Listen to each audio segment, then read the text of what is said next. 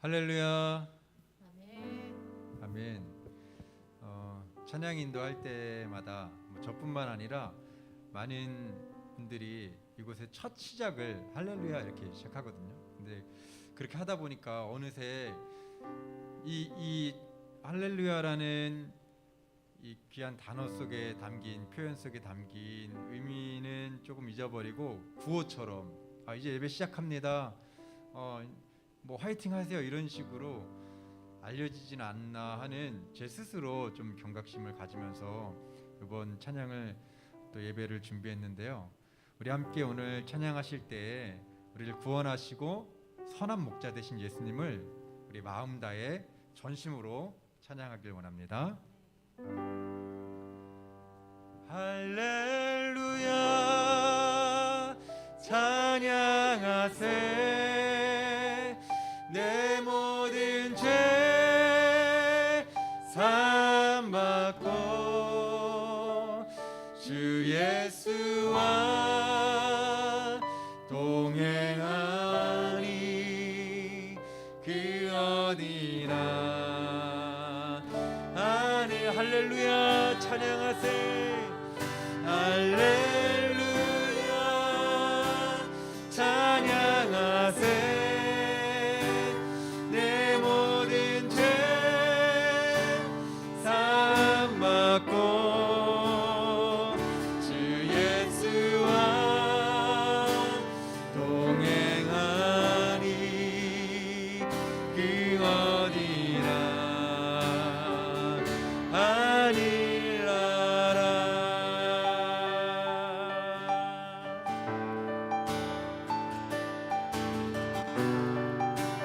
함께 내 영혼이 은총 입어.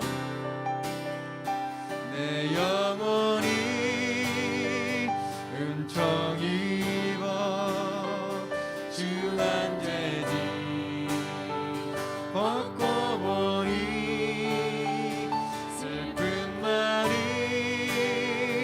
이 세상도 전국으로. 할렐루야 찬양하세. 할렐루야 찬양하세. 내 모든 죄 사함받고 오늘도 주 예수와 동행하니 그 어디나. 아니라 주의 얼굴 뵙기 전에 주의 얼굴 뵙기 전에 멀리 뵈던 하늘 나라 내 맘속에 이루어지니 날로 우리 전심으로 할렐루야 찬양하세. 찬양하세. 내 모든 죄 사함받고 주 예수와 동행하니 그 어디나. 높은 산이 거친 들이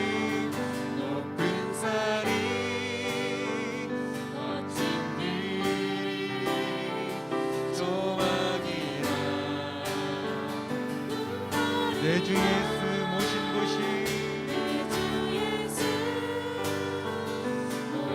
곳이 그 어디나. 아니라 할렐루야 찬양하세. 내 모든 죄 사함받고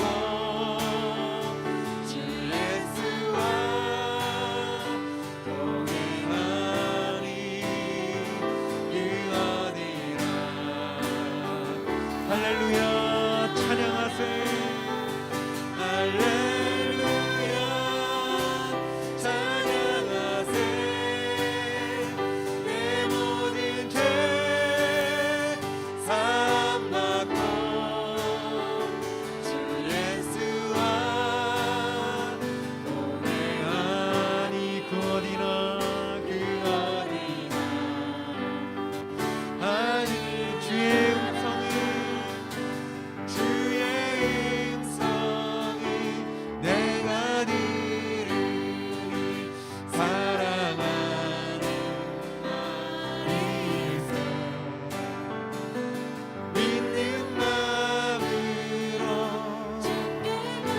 나를 영접하소서. 내가 매일 십자가 앞에 내가 매일 십자가 앞에 더 가까이 가오니 그새 주의 몸에 피로써 나를 정케 주여 넓으신 은혜 베푸사 나를 받아주시고 나의 품은 뜻 주의 뜻같이 되게 하여 주소서. 내가 매일 십자가 앞에 더 가까이 가오니 구세 주의 몸에 피로써 나를 정케 하소서. 주의 보좌로 나아갈 어찌하리 기쁠까.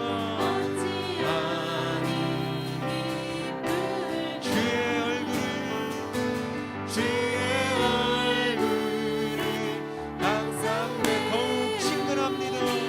더욱 친근합니다. 내가 매일 십자가 앞에 구세주의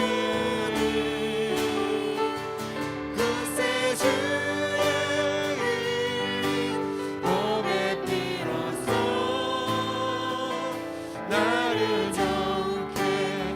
우리 4절 우리 구주의 넓은 사랑은 우리 구주의 넓은 사랑을 증명할 자 주가 주시는 참된 기쁨도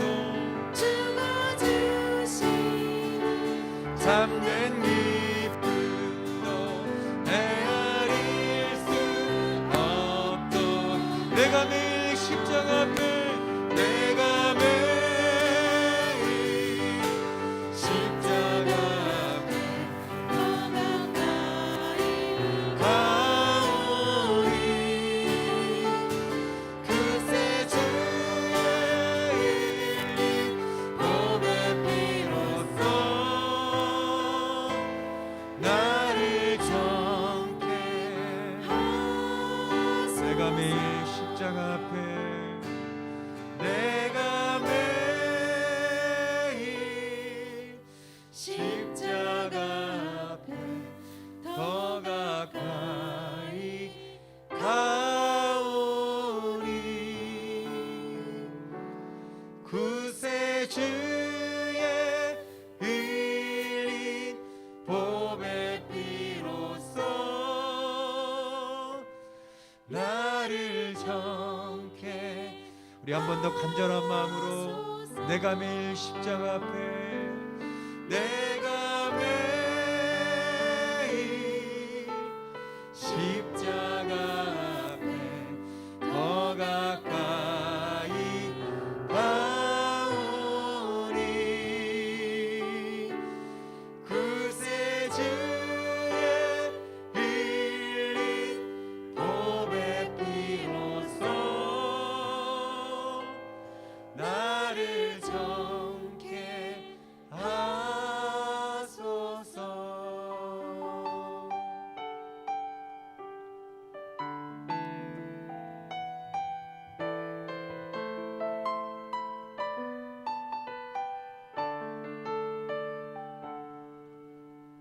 한가란과 고난 수고로움 속에도 성도는 그 믿음을 지켰네.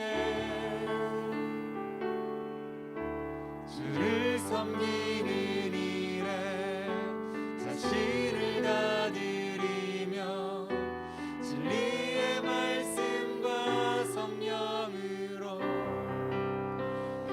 처음부터 다시 고백합니다. 환난과 난가고난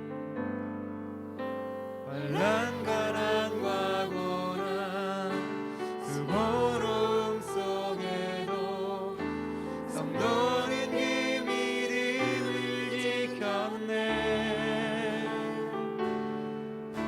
주를 섬기는 일에 자신을 다 드리며 진리의 말씀과 성령으로 그 길을 걸었네. 그리스도 안에서 새롭게 하시고 그리스도로 인하여 자유케 되었네.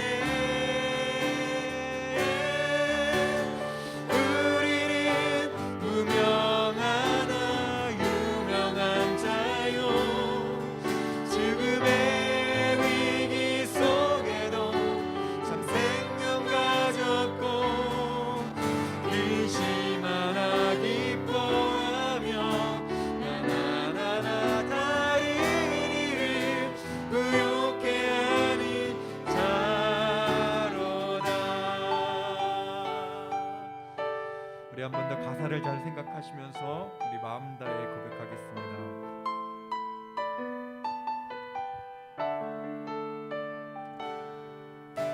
환난과 난가고난 수고로움 속에도 성도는 그 믿음을 지켰네.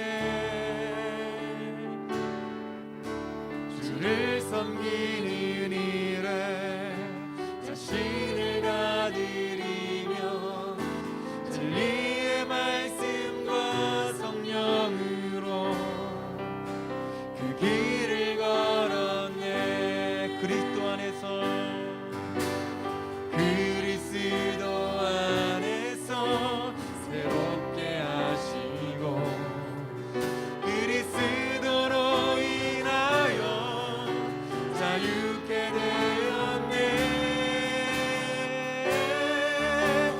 우리는 무명하나 유명한 자요 죽음의 위기 속에도 참 생명 가졌고 근심하나 기뻐하며 나나나나 다른 이를 부욕해 하는 자로다. 우리는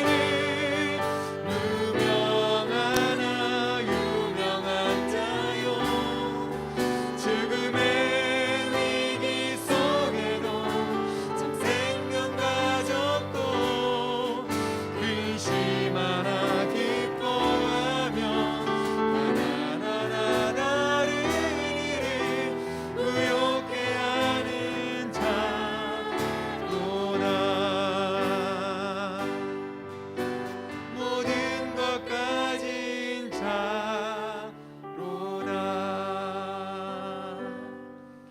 우리 이 시간 함께 기도할 때 우리를 위해 생명을 내어주신 예수님의 그 은혜를 기억하며 십자가 앞에 나아가 감사로 예배하는 이 시간 되기를 원합니다.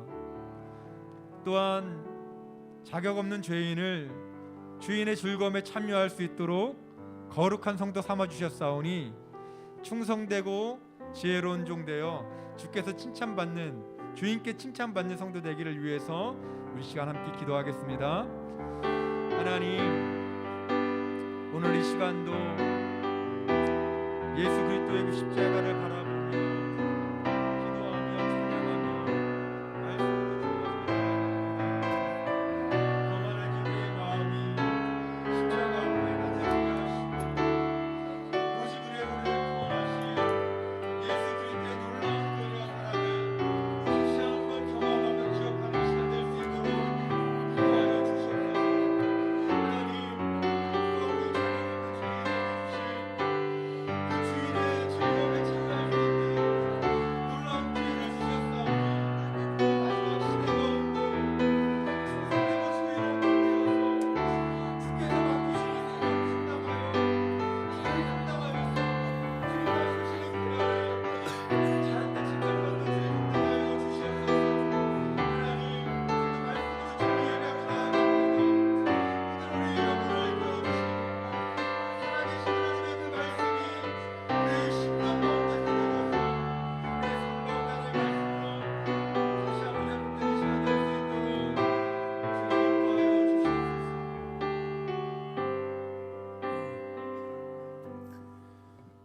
사랑이 많으신 아버지 하나님, 세상에 많은 관심들이 세속적인 것에 있고 주의 말씀이 들려져도 그것은 전혀 마음을 울리지도 않고 우리 심정 속에 감동도 없고 고대하지도 않는 그런 시대가 저희들에게 도래해 있습니다. 우리의 온통 관심은 세상적인 것이고 또 나를 위한 그런 것에만 관심이 있는 이 시대에 주의 말씀을 사모하며 하나님의 은혜를 사모하는, 그리고 또 주님께서 우리에게 베풀어 주신 놀라운 은혜가 너무나 감격스러워서 그 은혜 안에 늘 머물기를 바라는 우리 사랑하는 성도들이 이 저녁에 같이 또 모였습니다. 주의 말씀을 함께 나누고 주의 은혜 가운데 나아갈 때에 성령 하나님, 이 시간에도 저희들을 일으켜 주셔서 저희들의 가라앉아 있고 침체되어 있고 또 세상 속으로 향해 있는 저희들의 마음이 다시 복음 안에 힘을 얻고 능력을 얻어 정말 주님 앞에 힘을 얻는, 그리고 또 새로워지는 시간 되게 인도해 주시길 원합니다. 감사드리며 예수님 이름으로 기도드렸습니다. 아멘.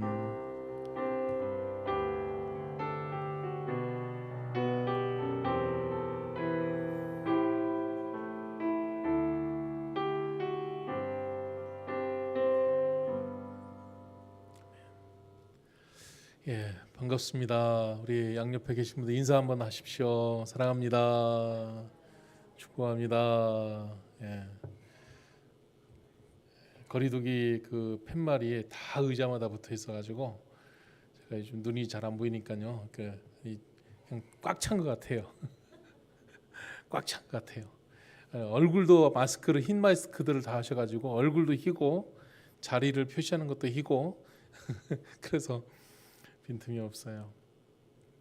정민이가 휴가를 왔답니다. 멋지게 또 휴가 오기 위해서 멋진 모습 보여주기 위해서 또 운동도 하고 더 멋있어지는 것 같아요.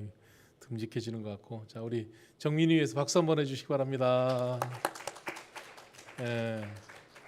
아이고, 우리 교회는 이렇게 듬직한 우리 친구들이 와야지 이제 또 이렇게 힘을 얻는 것 같아요. 지난 주일에는 상인이가 군대에서 제대하고 이렇게 돌아오더니 그래서 이렇게 듬직해지는 것 같더니 또 정민이가 이제 정민아 얼마 남았니?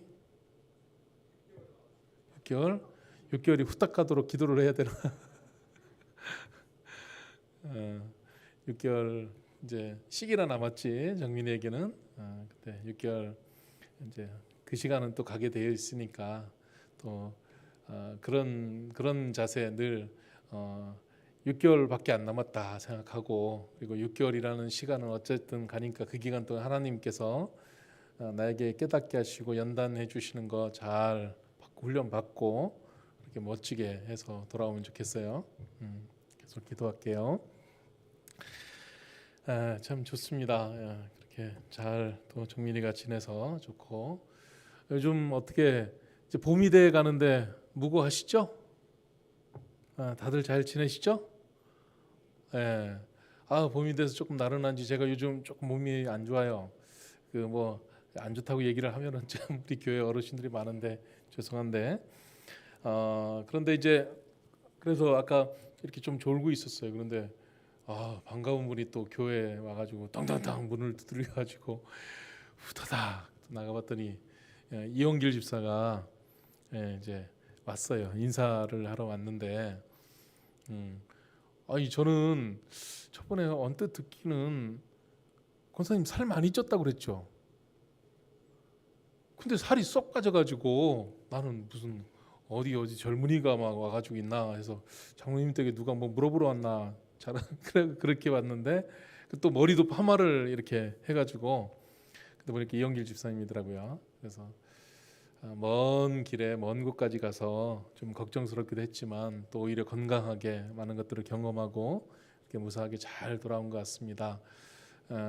그래서 이렇게 세 사람이 들어와서 이제 집안 온 식구들에게 인사하는 것처럼 또 기도해주고 염려해주신 분들한테 인사하러 다니는 것 같은데 우리 이원길 집사님이 더 이제 돌아왔으니까 더 자리를 잘 잡고 건강할 수 있도록, 그리고 일할 일 잘할 수 있도록 여러분도 기도해 주시면 좋겠어요. 자, 오늘 하나님 말씀 같이 나누도록 하겠습니다. 오늘은 요한복음 10장 마지막 39절에서부터 이제 11장까지 보는데 11장은 이따가 펴고 10장 39절에서 마지막까지만 읽겠습니다. 같이. 자, 시작. 그들이 다시 예수를 잡고자 하였으나 그 손에서 벗어나 나가시니라. 다시 요단강 저편 요단이 처음으로 침례 베풀던 곳에 가서 거기 거하시니 많은 사람이 왔다가 말하되 요한은 아무 표적도 행하지 아니하였으나 요한이 이 사람을 가리켜 말한 것은 다 참이라 하더라. 그리하여 거기서 많은 사람이 예수를 믿으니라. 아멘. 그러면서 이제 12장에 있는 말씀을 11장에 있는 말씀을 이제 쭉 이제 보게 될 겁니다. 요한복음에는 이제 7개의 표적이 나온다고 말씀을 드렸어요.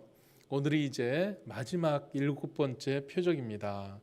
그래서 우리가 짚어보면 제일 먼저 예수님께서 공생애를 시작하면서 가나 혼인잔치에서 이제 갑자기 혼인잔치를 하는데 포도주가 떨어졌을 때에 물을 갖다 길어 넣으라고 했는데 그 물이 포도주로 변화되는 사건, 그런 표적이 있었죠. 그게 있었고, 두 번째는 왕의 신하가 있는데 그 아들이 아파 있는데 아들을 고쳐주시는 사건이 있었습니다. 그리고 세 번째는 이제 38년 된 병자를 고쳐주신 그 사건이 세 번째로 있었고, 네 번째는 오병이어의 역사, 보리떡 5개와 물고기 2마리로 5,000명을 먹이시는, 그리고 12강주기로 남는 그런 역사가 네 번째 표적이고, 다섯 번째는 그렇게 해서 이제 밥 분주하게 보냈는데 제자들이 밤에 풍랑 때문에 무서워할 때에 물 위를 걸어오시는 예수님, 그게 이제 다섯 번째 표적이고, 그 다음에는 이제 소경을 고치시는 사건이 있었어요. 여섯 번째로 이제 일곱 번째 마지막 표적, 이 표적이 일곱 번째인데 이것은 뭐냐면 나사로를 살리시는 건데, 나사로가 아프다는 소식을 듣고도 가지 않고 있다가 나사로가 완전히 죽어버린 나흘 뒤에 가서, 나흘째 되는 날에 가서 나사로를 다시 살리시는 이야기, 표적, 이것이 이제 11장에 나오고 있습니다. 그래서 요한복음에는 7개의 표적이 있는데, 자, 다시 말씀을 드리지만 표적이라는 것은 어떤 것을 말하기 위해서 보여주시는 거라고 그랬어요. 그렇죠? 자, 우리 인생 가운데서도 어떤 일이 일어나면 우리 믿음의 사람들은 하나님께서 나에게 어떤 일을 보여주시려고, 어떤 사인을 보여주시려고, 어떻게 하시려고 이런 일이 일어날까 생각하는 것이 믿음의 사람들의 모습인 것입니다. 그러니까 세상에는 우연이라는 게 없다는 것을 믿는 것, 하나님을 알게 되면 하나님이 놀라운 분이시고 신실하신 분이기 때문에 세상에 그냥 흘러가다가 어영부영 하다가 그냥 하나 걸려드는 어떤 일, 이게 아니고 하나님께서는 정확하게 일들을 이루시고 계획하시는 하나님이시다.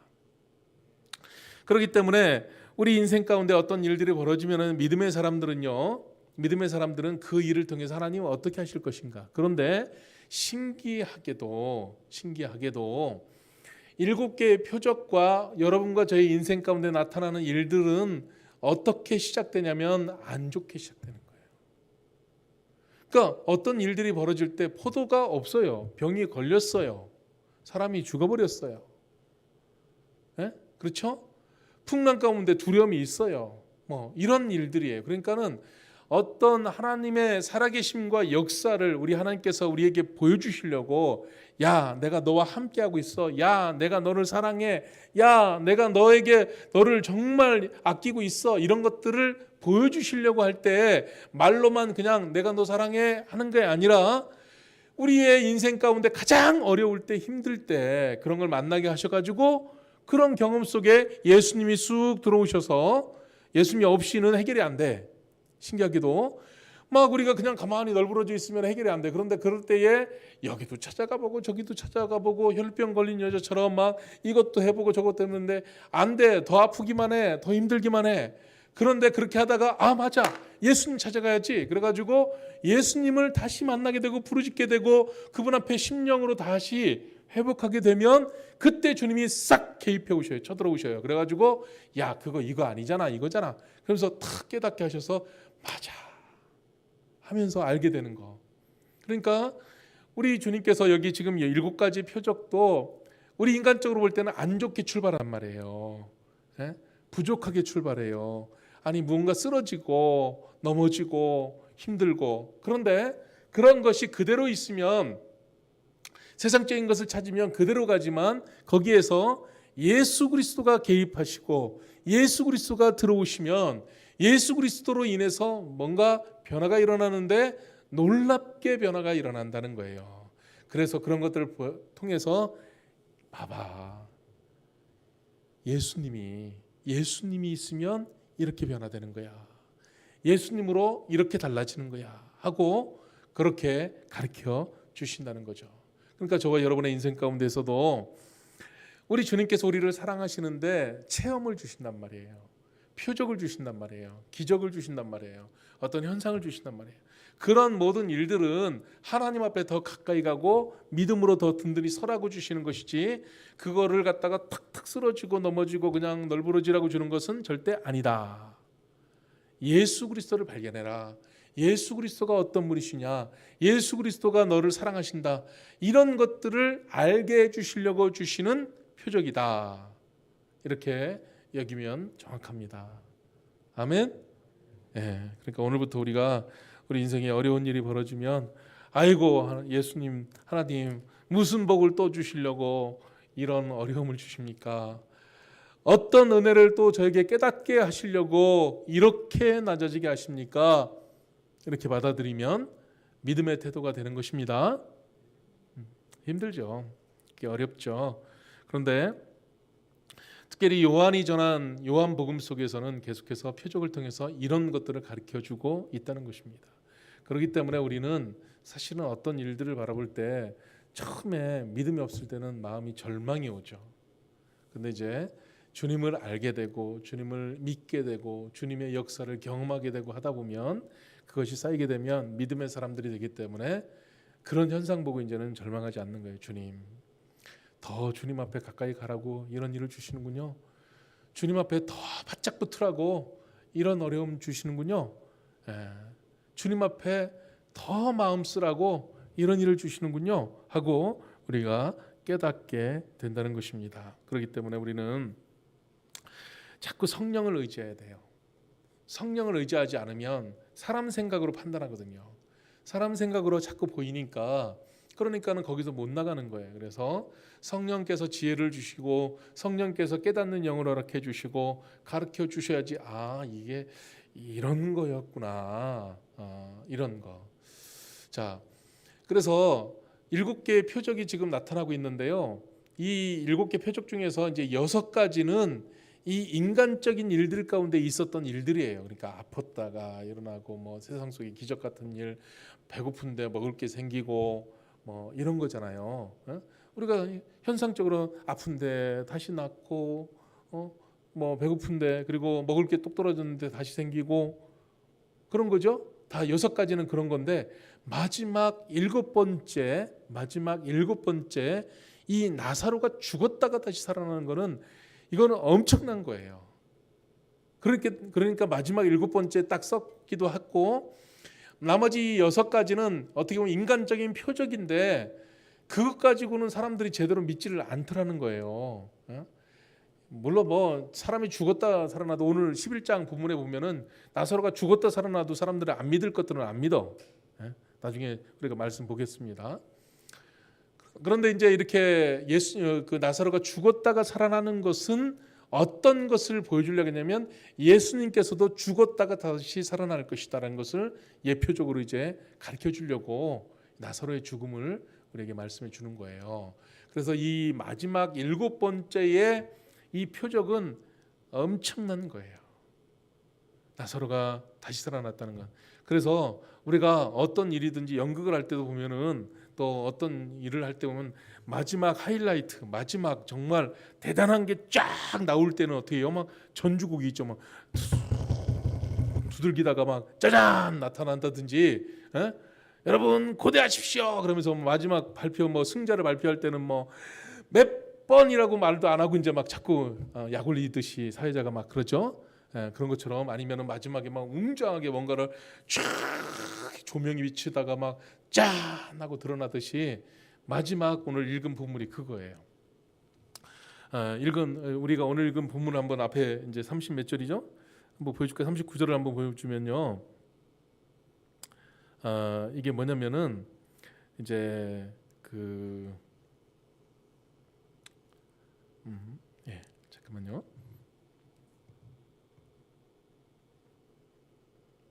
예, 같이 읽어볼게요. 자, 시작. 그들이 다시 예수를 잡고자 하였으나 그 손에서 벗어나 나가시니라.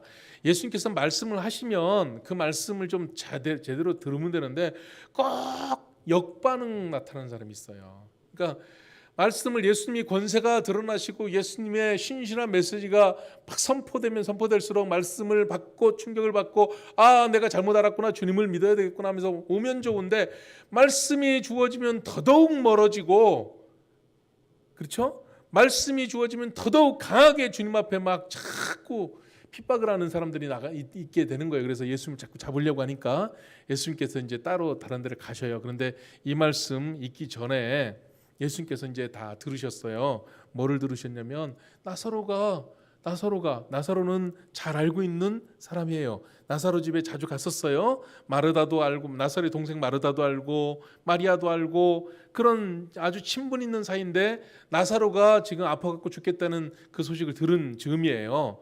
그런데 주님께서는 이제 그렇게 사역을 하시다가 지금 어디로 가시냐, 40절에 자, 다시 요단강 저편, 요단이 처음으로 침례 베풀던 곳에 가서 거기에 거하시니, 요단강으로 가셔요. 요단강. 그래가지고 41절을 한번 볼까요? 많은 사람이 왔다가 말하되 요한은 아무 표적도 행하지 아니하시되 요한이 이 사람을 가리켜 말하는 것은 다 참이라 하더라. 42절에 그리하여 거기서 많은 사람이 예수를 믿으니라 그랬거든요. 자, 이 말은 뭐냐면은요, 우리가 여기서 딱 떠올릴 수 있는 사람이 누구냐면은 여호수아하고 이스라엘 백성들이에요. 지금 예수님이 가신 곳이 여리고성 근처에 있는 요단강이거든요. 자, 그러면 우리가 여리고성하고 여호수아 하면은 딱 머리에 떠오르는 사람이 누구예요? 여호수아, 그죠? 예. 그래서 이스라엘 백성들이 애굽 땅에서 와가지고 광야를 막 헤매다가 모세의 인도를 따라서 느보산까지 와가지고 느보산에서 이제 리더십이 체인지가 되죠. 여호수아가 이제 백성들을 이끌고 가는데, 여호수아하고 백성들이 다 준비하고 오랫동안 준비하고 마음에 결심도 하고 말씀을 탁 받아가지고 가서 요단강을 탁 건너갈 때 요단강 물이 촥 말라가지고 그 강을 딱 건넜다고 그랬어요. 그러면서 거기다가 여기까지 인도하셨다. 에베네셀 돌멩이 세워놓고 기념비 세워놓고 그 다음에 가가지고 이제 말씀에 순종해서 도저히 무너지지 않을 것 같은 무슨 성? 여리고성. 여리고성이 얼마나 튼튼한지 아세요? 지금도 여리고는 엄청난 도시예요. 지금도 여리고는 엄청난 사람들이 다 살고 있는 그런 도시란 말이에요. 그 텔 여리고를 갖다가 무너지게 하는데 어떻게 합니까? 말씀에 순종해서 한 바퀴 돌고 오고 이튿날 또 한 바퀴 돌고 오고 이거죠. 마지막에 몇 바퀴? 7바퀴를 도나요? 그죠? 그러면서 소리를 확 지르니까 여리고성이 무너졌다는 거예요. 엄청난 거예요. 이스라엘 사람들은 그것을 다 알고 있었어요. 그것은 엄청난 하나님의 사랑이고 기적이고 하나님이 함께 하신다는 것이었어요. 그리고 놀라운 일이죠. 아주 기념일마다 그거를 자꾸 말하는 거죠. 우리 하나님 우리를 이렇게 사랑하셨어. 우리 민족은 이런 민족이야. 하나님이 다 지켜주는 민족이야. 하나님의 손길을 위해서 우리는 요단강도 다 벌어지고 그래서 정말 그런 곳으로 우리가 다 왔어. 이런 것을 계속 말했을 거 아니에요. 우리 주님께서는 마지막 표적을 말하시려고 그 요단강에서 짜잔 준비하고 계시다가 거기서 이제 싹 등장을 하시는 거예요. 그렇게. 자, 그러면서 이제 11장으로 넘어갑니다. 자, 11장 1절 같이 읽어볼게요. 자, 같이 읽어보겠습니다. 자, 시작.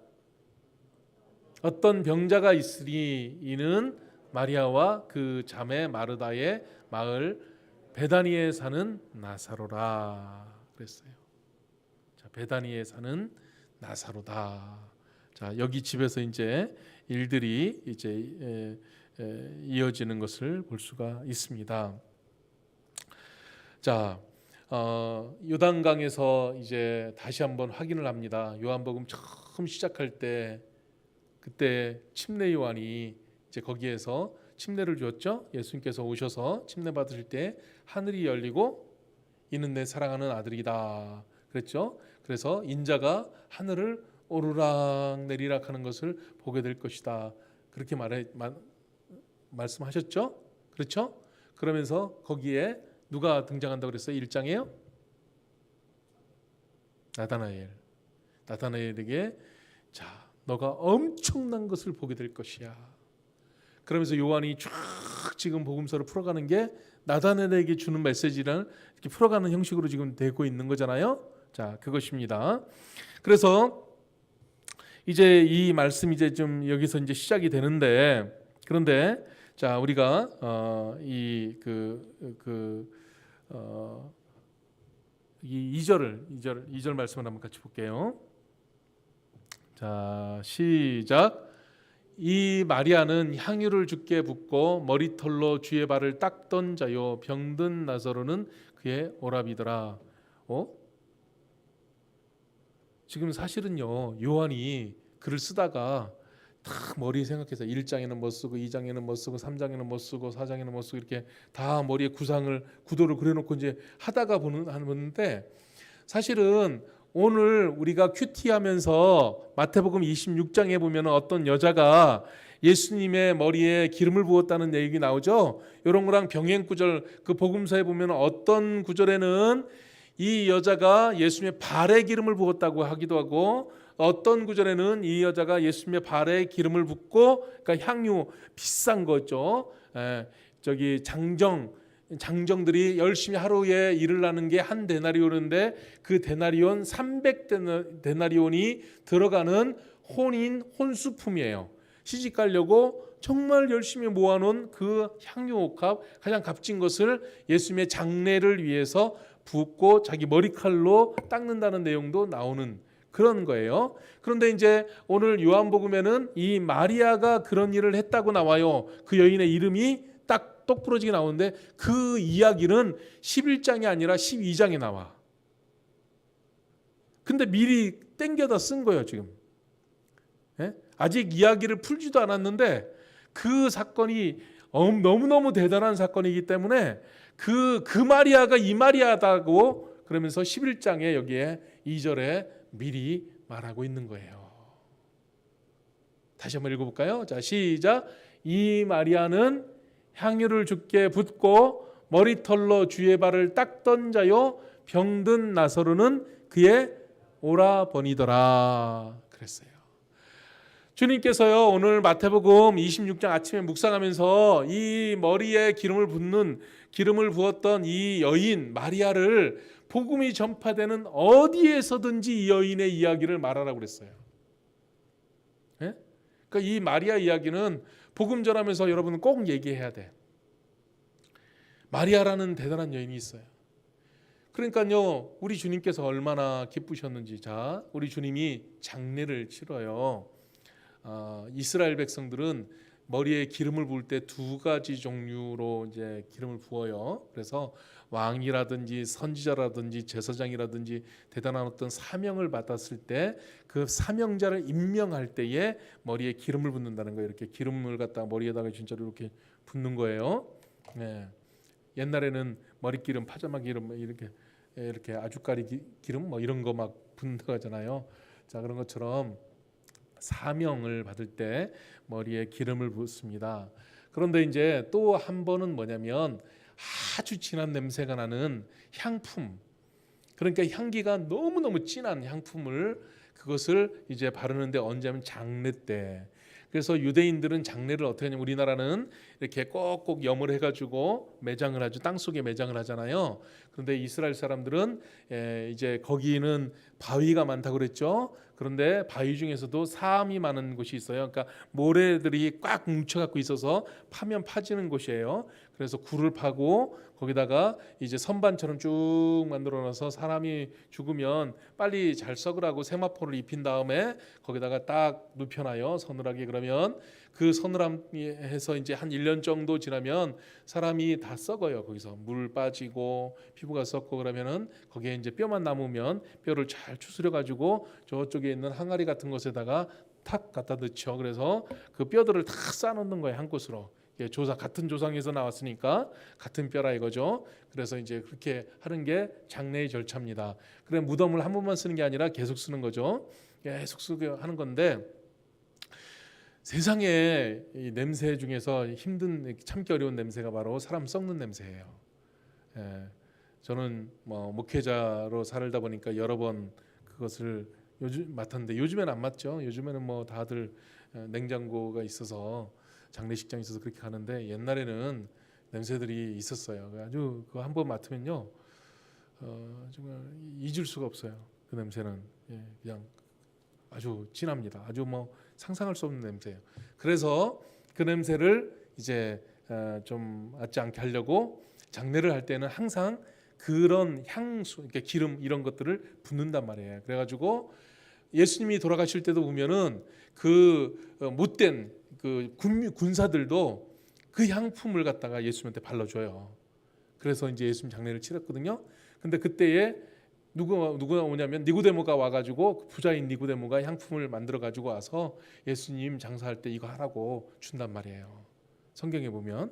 그리고 나서 예수님이 사랑하는 여인들이 장례를 치를 때 너무 후다닥 유대인들이 막 6월절 오기 전에 막 하다 보니까 막 절차도 안 하고 막 했던 것 때문에 막 마음이 섭섭해서 자기들이 와가지고 죽는 사람들이 향품 발라줘야 되는데 못했단 말이에요. 그래서 그 이튿날 이제 부활절날 그 여인들이 막 무덤으로 오는데 그때 뭐 갖고 오냐면 향품 갖고 와요. 발라주려고. 자, 그거예요. 그러니까 기름이라는 게 그런 거였거든요. 자, 이 여인이 그러니까 여기 마리아가 정말 값진 기름 이거를 주님에게 헌신한 거예요. 마태복음 우리가 오늘 읽은 말씀에 보면은 제자들이 야 이 여자야 이게 300데나리온이면은 요즘 얼마야? 하루 품값 비싸게 받는 사람들은 30만 원도 받고 20만 원도 받고 타일공은 뭐 몇십만 원도 받고 한다대요. 근데 한 10만 원 칩시다. 그냥 10만 원. 그러면 300데나리온이면은 얼마예요? 3천만 원 아니에요? 그죠? 10만 원만 해도 3천만 원이잖아요. 요즘 뭐 인건비가 비싸서 열심히 일하면은 뭐 20만 원 하면 6천만 원이고 30만 원이면 9천만 원이고 그 비싼 거야. 한 병에 3천만 원, 한 병에 6천만 원 비싸잖아요. 그걸 갖다 부니까 이 쓸데없는 일을 한다고 그러면서 그걸 차라리 팔아가지고 돈으로 바꿔가지고 그걸 빵을 사봐. 빵 3천만 원치 사봐. 그럼 얼마나 많아? 그걸 나눠주면은 얼마나 많은 사람들이 고마워할 거야? 이렇게 말을 했잖아요. 그랬더니 주님께서 그들을 책망하시면서 그러면서 이 여인이 한 것은 너무 귀한 일이라는 거죠. 너무 귀한 일이라는 거죠. 여러분, 우리가 주님 앞에 헌신하고 주님 앞에 나아갈 때는요, 세상 사람들이 인정하는 게 아니에요. 우리는 생각을 해서 내가 이 일을 하면 사람들이 이렇게 칭찬하겠지, 이렇게 인정해 주겠지, 내가 이렇게 높아지겠지, 이런 게 아니라는 거죠. 우리 주님 앞에 헌신하는 거, 그것은 믿음으로 하는 거예요. 그래 지금 제가 신청을 할까 말까 하는데 참 우리 교단에 이제 강남중앙 침례교회 최병락 목사가 그런 이런 일을 해요. 지금 이제 코로나로 전부 다 힘든데 그 교회에 이제 우리도 힘들지만 어려운 사람들을 더 힘나게 합시다. 우리가 다 도와줄 수는 없지만 콩 한 쪽으로 나눠 먹으면서 그 콩 한 쪽 나눠 먹으면서 힘을 얻듯이 뭔가를 흘려보냅시다. 그래가지고 이제 큰 이렇게 구제하는 일들을 하는데 이제 우리 침례교회 중에서 이벤트를 해가지고 어떤 교회마다 기획물을 주면은 500만 원씩 주겠다는 거예요. 그래서 500만 원을 뭐 누가 한 사람이 뭐 가지든지 뭐 하는 게 아니라 그것을 물품 계획서, 물품 영수증 다 해서 이제 제출을 해야 돼요.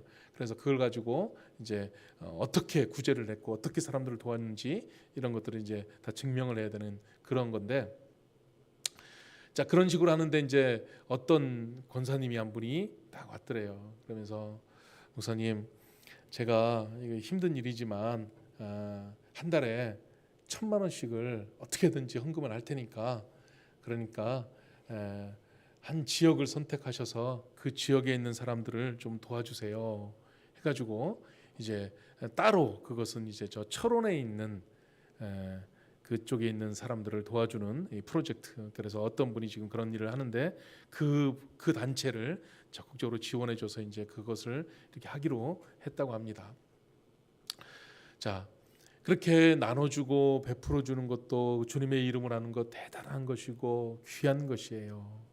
그런데요, 그렇게 해서 사람들에게 지금은 인정받는 일들을 사실 우리 교회들이 해야 돼요. 그래 우리 교회도 착한 성도 착한 교회로 사람들에게 인정받는 것, 사람들에게 나눠줄 수 있는 것들을 하려고 하지만 우리가 세상 사람들은 다 몰라줘도 다 인정 안 해줘도 오로지 주님 앞에만 인정받을 수 있는, 주님만 알면 돼요. 나는 주님에게만 할 거예요 하는 그런 헌신이 필요하다는 거예요. 마리아 같이. 그래서 주님에게, 사람들은 몰라줘도 돼요. 내가 만날 분은 주님이고 나는 주님에게만 인정받으면 돼요. 주님이 날 칭찬해 주시면 돼요. 그래서 이 마리아는 주님께 이것을 드린 거예요. 자, 이 마리아의 이 헌신, 이것은 참 엄청난 일이죠. 엄청난 일이에요. 자, 그런 일이 이제 있기 때문에 이 요한이 12장에 있었던 마리아의 헌신의 이야기를 미리 땡겨다가 여기다가 2절에다가 탁 넣어놨어요. 어디에 쓰는지 말하라니까. 그래 저도요, 어떨 때는요, 어디 나가면 우리 교회에서 이제 바깥으로 나가잖아요. 그러면은 막 자랑을 해요. 우리 교회는 이런 성도도 있고, 우리 교회는 이런 교회예요. 우리 교회는 이거예요. 막 이렇게 이제 이야기를 해요. 그러면 목사님들도 또 자기 교회에 이런 일도 있고, 이런 성도도 있고, 이렇게 헌신하는 분도 있고, 막 그래요. 예. 그래서 참 그냥 은혜가 넘쳐요.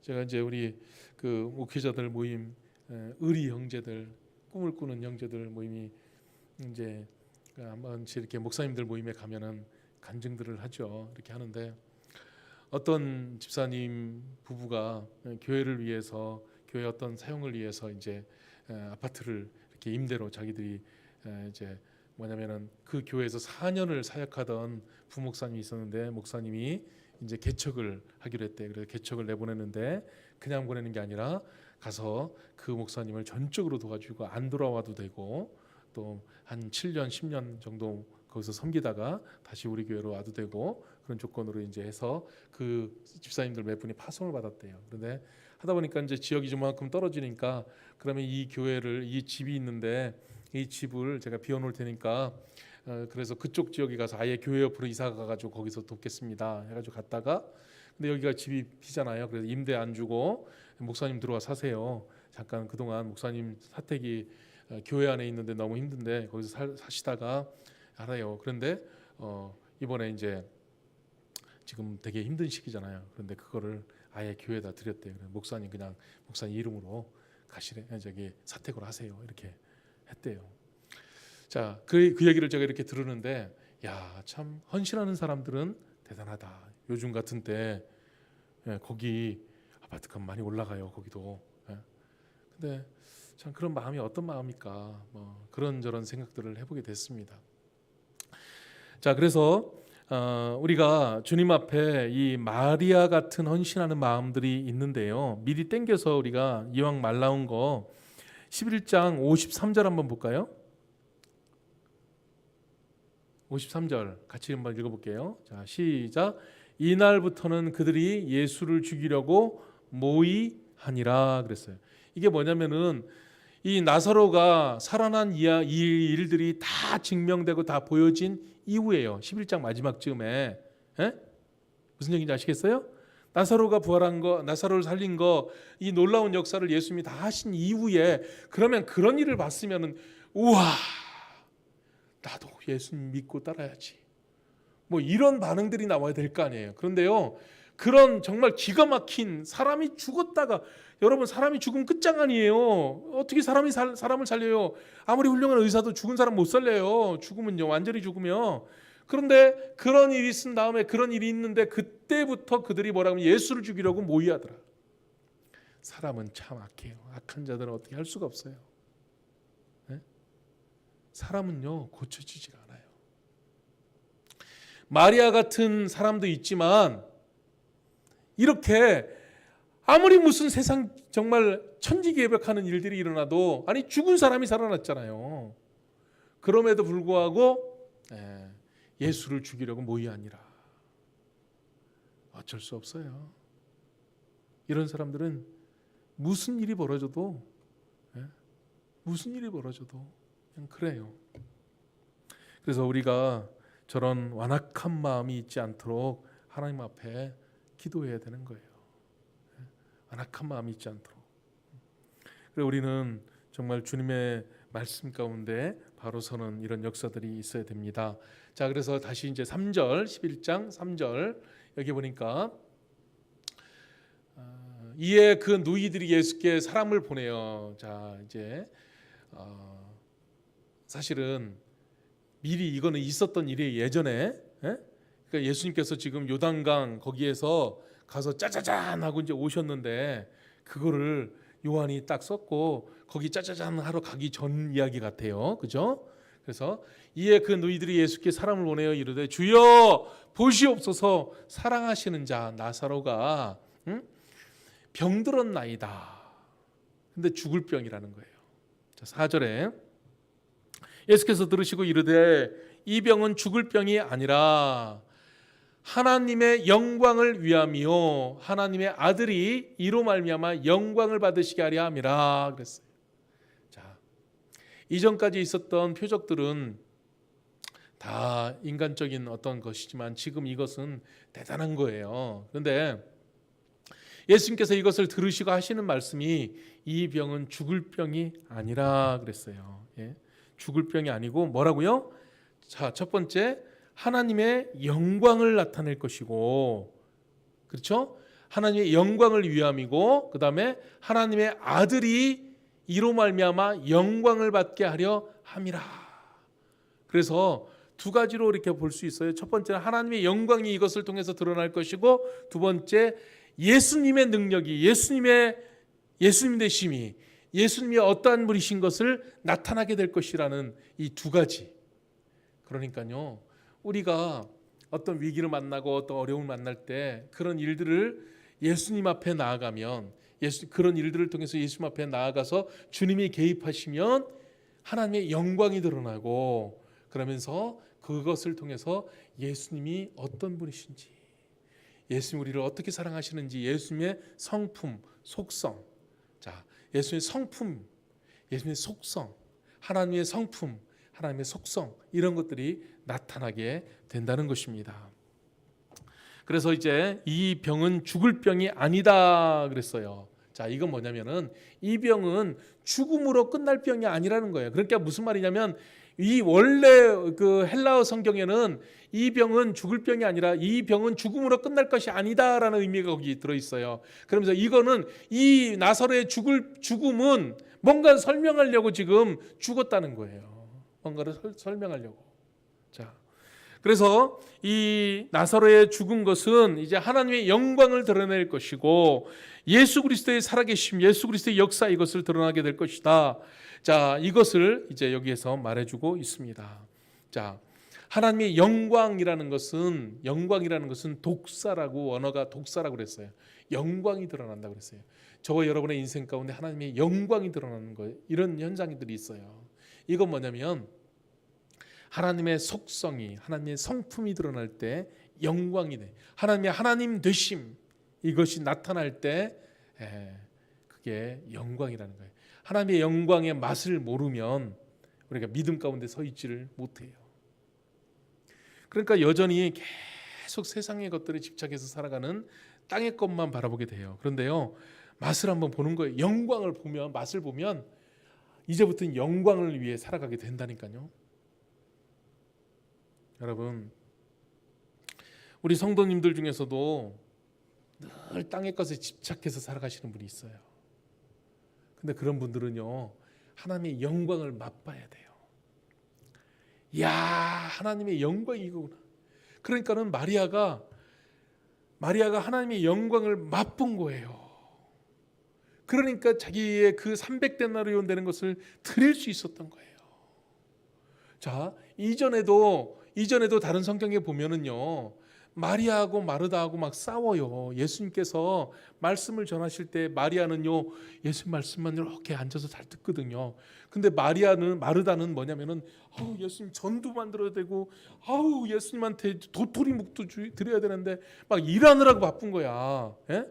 그러다 보니까 막 마리아가 막 예수님 말씀만 자꾸 들으니까 막 짜증나는 거예요. 그래서 막 예수님한테 와가지고, 예수님 저 마리아 좀 혼내주세요. 좀 일 좀 하라고 해주세요. 막 이런 거예요.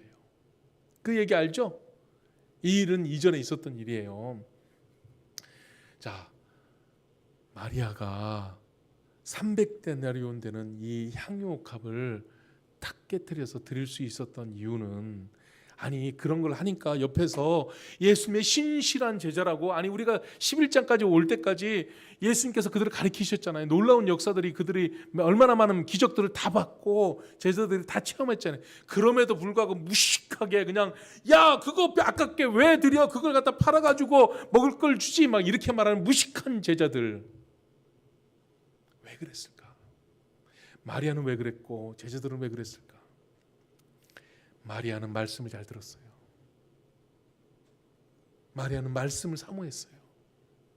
예수님이 말씀하시면, 오늘 우리가 묵상했던 마태복음 26장에도 보면은 그 여인이 예수님의 말씀을 잘 들었어요. 말씀을 잘 아는 사람, 말씀을 잘 깨달은 사람은요, 하늘의 영광을 맛봐요. 말씀 가운데서. 그렇기 때문에 이 세상의 삶이 전부가 아니라는 것을 알게 되고 그 영광을 위해 살아가게 되는 거예요. 그것을 못 보는 사람들은요, 죽었다 깨나도 그거 뭐요, 어떻게 이걸 깨트려? 어떻게 이걸 깨트려? 방송 내보내지 마요. 근데 하나님께서는요, 참 놀랍게 일하십니다. 하나님의 역사는 우리가 상상할 수 없는 일들을 그냥 일으키시는 분이에요. 그래서 우리가 주의 영광을 보면은 이 마리아 같은 행동들을 할 수가 있는 거죠. 그리고 그런 행동 가운데 믿음으로 나아갈 수가 있는 거죠. 자, 영광. 자, 그런데 오늘 벌써 말씀이 이제 시간이 많이 지나서 이제 제가 핵심적인 건 말씀드릴게요. 그렇게 주의 말씀 가운데 헌신되었던 마리아도 못 믿는 일이 있었어요. 마리아도 못 믿는 일이 뭐죠? 자기 오빠 나사로가 다시 살아난다는 거. 이거는 못 믿었어요. 여러분들은 믿어요? 여러분들은 진짜 믿나요? 여러분들이 지금 살다가 이제 죽게 될 수도 있는데, 죽은 다음에 어느 날 때가 되면 다시 우리가 부활의 몸으로 다시 살아날 것을 믿으시나요? 확실히 믿으시나요? 마리아도 못 믿었어요. 그런데 우리 주님께서는 의도하셨어요. 일부러. 유대인들은 사람이 죽으면 한 3일까지는, 이틀 3일까지는 영혼이 그 육체에 머물고 있다고 그래요. 근데 이제 한 사흘쯤 지나면 아주 지쳐가지고 그런지 영혼이 이제 아주 그 육체를 떠나간다고 그래요. 그래서 주님께서 여기 나사로가 죽은 지 나흘 만에 오시는 거예요. 완전 죽어서 완전 썩어버릴 때, 죽음이 확실할 때, 그때에 오셨다는 것입니다. 그래서 5절 한번 읽어볼까요? 자, 예수께서 본래 마르다와 그 동생 나사로를 사랑하시더니 6절에 나사로가 병들었다 함을 들으시고 그 계시던 곳에 이틀을 더 유하시고, 그러니까 일부러 안 오시는 거야. 얘기를 듣고 거기서 또 안 오시고, 그래서 확실히 죽어버리는 때. 자, 7절, 그 후에 제자들에게 이르시되 유대로 다시 가자. 8절에 제자들이 말하되 라삐어, 방금도 유대인들이 돌로 치려 하던 또 우리로 가시나이까. 자, 9절, 예수께서 대답하시되 낮이 12시간이 아니냐 사람이 낮에 다니면 이 세상의 빛을 보므로 실족하지 아니하고 자 10절 밤에 다니면 빛이 그 사람 안에 없는 거로 실족하느니라 11절 이 말씀을 하신 후에 또 이르시되 우리 친구 나사로가 잠들었도다 그러나 내가 깨우러 가노라. 자 지금 주님은요 잠들었다라고 말합니다. 죽는 것을. 자 우리도요 잠드는 거예요. 이 세상에는요 다시 살아납니다. 다 믿는 자나 안 믿는 자나 다시 살아난다고 그랬어요. 그런데 영생, 영벌 이것도 심판 자리에 가게 된다고 말씀을 했죠. 자 자다가 깨는 것입니다. 자다가 깨는 것. 자 그래서 12절에 보니까 뭐 어떻게 됐습니까? 12절 말씀 제자들이 이르되 주여 잠들었으면 낫겠나이다. 주여 잠들었으면 낫겠나이다. 자 지금 제자들은 이 개념 자체를 인정하지를 못합니다. 그리고 받아들이지를 못하는 거죠. 나중에 다른 사람들도 다 이것을 믿지를 못했어요. 그래서 13절에 예수는 그의 죽음을 가리켜 말씀하신 것이나 그들은 잠들어 쉬는 것을 가리켜 말씀하신 줄을 생각하는. 그러니까 이 나사로가 저게 죽은 것이 아니라 잠깐 기절했던 거구나. 예수님께서도 진짜 십자가에 달려 죽으셨는데 그래서 무덤 속에 들어가셨는데 그 다른 그 제사장들과 서기관들은 기절했다가 깰까봐 잘 지켜라, 확실히 죽여버려라 이렇게 하는 것이에요. 자 그런 것과 똑같은 거죠. 자 15절 내가 거기 있지 아니한 것을 너희를 위하여 기뻐하노니. 오 여기 이제 이것을 길게 설명해야 되는데 자, 기뻐할 것이 따로 있죠. 그런데 주님께서는요 왜 기뻐하라는 말을 주셨냐면 확실하니까. 야 나사로 죽은 거 확실하지. 죽어도 진짜 죽었지. 나흘 됐지. 썩었지. 내가 그냥 기절한 거 다시 깨운 거 아니지. 이거를 말씀하시려고 하는 거예요. 너희를 위해 기뻐하노니 이는 너희로 믿게 하려 함이라.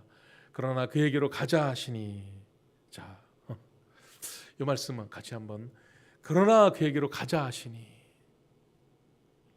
그러나 그에게로 가자 하시니. 여러분 우리가 요한복음을 쭉 보면서 마태복음에도 쭉 나타나는데 예수님께서는요 백부장의 종이 낫게 하실 때도 백부장이 주여 저희 집에 들어오지 마세요.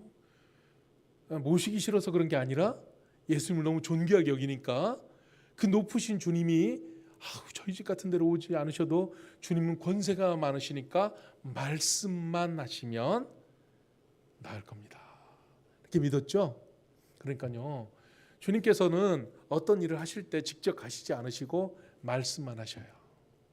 그런 경우가 많아요. 그렇죠?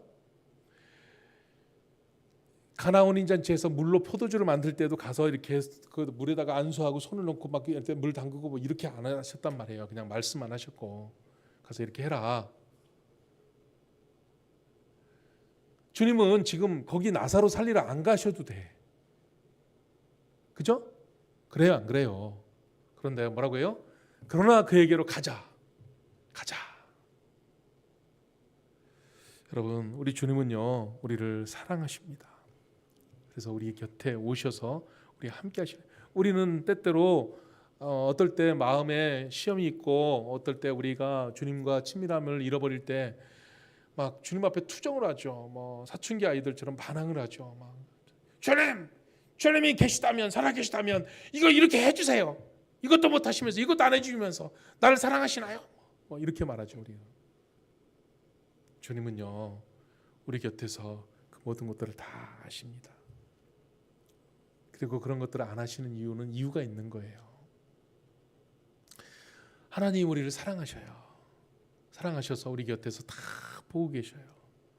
나사로를 사랑하셔서 말씀만 하셔도 되지만 나사로한테 우리 가자. 네? 그렇게 하시는 거예요. 11장 35절 한번 볼까요? 35절을 한번 먼저 보여주시면 예수께서 뭐예요? 눈물을 흘리시더라. 아니 잔다고 하시고 아니 살리실 건데 왜 우셔? 그렇죠? 저 울음에는 여러 가지 의미가 있습니다. 그 그것을 보고 슬퍼하는 인생들 전체를 향하신 눈물이기도 하시고, 나사로와 그 남매들을 향한 눈물이기도 하시고, 이 세상의 사망의 권세에 눌려 살아가는 이 세상에 있는 모든 인간들을 향하신 눈물이기도 하시고, 눈물이 친히 눈물을 흘리시는 우리 주님인 것을 우리가 알 수가 있다는 것입니다. 자, 이제 다음 이 본문의 말씀을 가지고 한 번 더 같이 말씀을 나누시기로 하고요. 자, 여러분, 우리가 오늘 말씀 가운데에서 이제 한번 생각을 해보면서 죽은 자 나사로를 우리 주님은 살리십니다. 어떻게 살리시냐면 43절 한번 볼까요? 네, 이게 보면은 나사로에게 43절 이 말씀을 큰 소리로 나사로야 나와라, 나사로야 나와라. 44절에 죽은 자가 수족을 배로 동인채로 나오는데 그 얼굴은 수건에 쌓였더라. 예수께서 이르시되 풀어 놓아 다니게 하라. 살리시는 겁니다. 죽음을 이기시고 죽음을 살리시는 것입니다. 이제 우리에게도 이런 역사들이 나중에 나타나게 될 것입니다. 오늘 우리가 인생을 살아가면서 좌절이 있고 어려움이 있고 낙심이 있을 수 있을 것입니다. 그런데 오롯이 주님에게 우리가 믿음으로 가까이 가면 주님이 말씀하신 것은 그냥 내가 믿어야지 하는 그게 아니라 팩트고 사실이고, 우리 주님께서 이것 위해서 이 땅에 오셨고 이 일들을 다 이루셨다는 것입니다.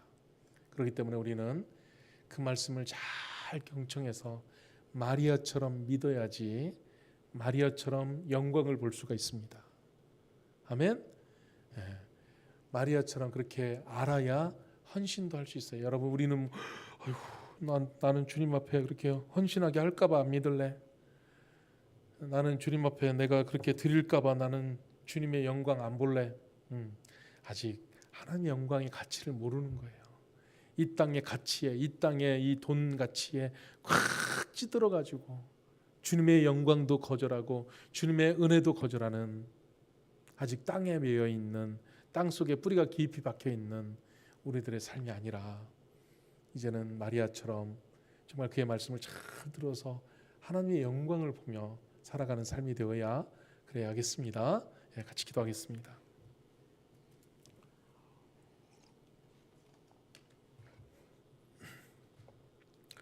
오늘 말씀을 우리가 생각하면서 여러분, 오늘도 예배 마치고 저 문을 나서서 집으로 가면 우리의 마음을 낙담시키고 우리의 마음을 옥죄고 있는 환경들이 똑같이 있을 것입니다.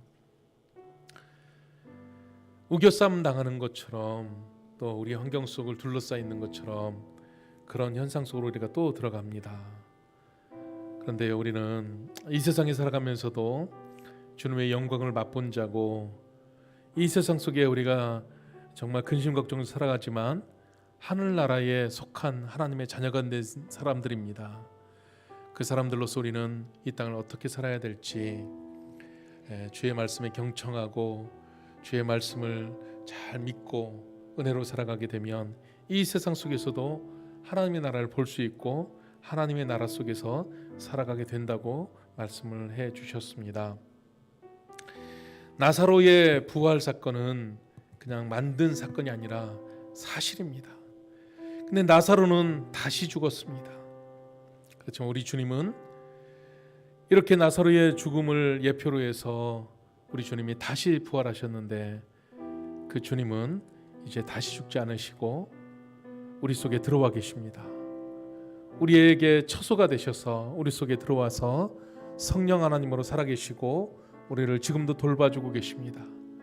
어느 때가 되면, 우리 주님이 예비하신 그날 때가 되면, 주님이 다시 오시는 그때에 우리가 살아있으면 살아있는 대로 대면에서 얼굴을 볼 것이고, 우리가 혹시 잠자게 된다면 그때 주님이 깨워주실 때 일어나서 주님 앞에 나아가게 될 것입니다.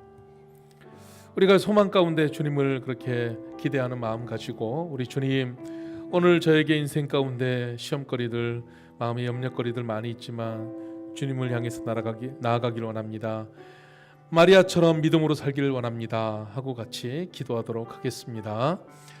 사랑이 많으신 아버지, 은혜를 감사합니다. 주님, 저희를 붙잡아 주시고 인도해 주셔서 은혜 가운데 서게 도와주시고 주의 말씀 가운데 서가는 그런 삶이 있게 도와주시길 간절히 구합니다. 아버지 하나님, 이 세상 속에서 문제가 해결되길 바라서 주님의 기적 같은 도우심으로 참 많은 일들이 있었지만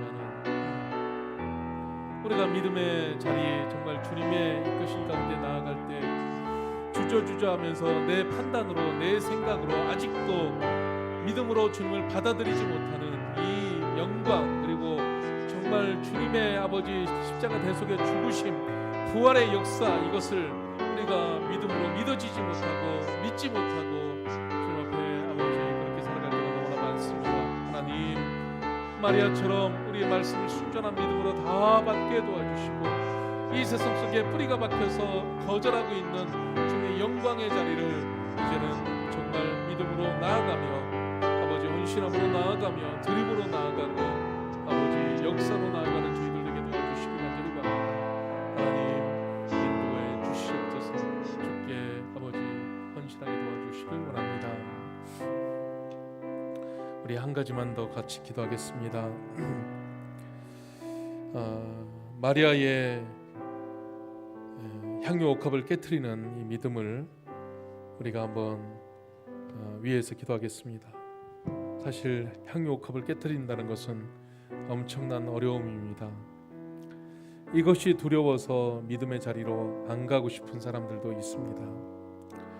아직 세상 속에 뿌리가 너무 깊이 박혀서 주님 앞에 드린다는 것이 상상이 안 되고 한 번도 그렇게 드려본 적이, 자기 인생의 향유 옥합을 깨트려 본 적이 없는 사람들도 있습니다.